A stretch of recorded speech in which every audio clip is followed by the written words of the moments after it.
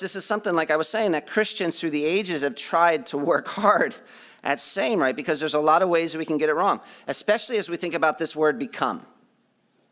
Paul says he became poor. Because if we think about how it's said, he was rich and he became poor, as meaning what we would normally mean, we might think, oh, he stopped being the one and he started being the other. Because that's usually what we mean by the word become. But if that's what Paul meant, that would be terrible and impossible. Because Jesus is not part of God. He's truly God. And if the Son of God stopped being God, there would be no God. Because you can't not have one person and still have God. And so if he became poor meant that Jesus stopped being divine and suddenly became human, instead there would be no hope for us.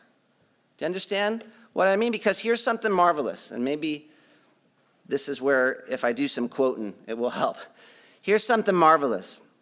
The Son of God descended from heaven in such a way that without leaving heaven, he willed to be born in the virgin's womb, to go about the earth and to hang on the cross. Yet he continuously filled the world, even as he had done from the beginning.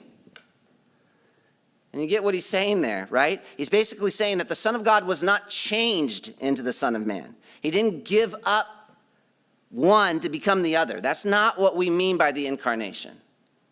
And so when you read he became poor, you can't think that he stopped being rich. If he stopped being rich, that means he stopped being God. And if he stopped being God, there's no God. And so when you think about the incarnation, as one church father said, what's happening is that without ceasing to be what he was, he became what he was not. It's awesome. Or to put it in more modern language, and this quote is a little long, but it's good. To understand what it means for the Word to become flesh, or for the one who is rich to become poor, there's two ideas you have to get right. And the first is that when the Word became flesh, he didn't morph from A to Z. In fact, when the Son of God came to earth, he didn't leave heaven behind and stop being there in order to be here.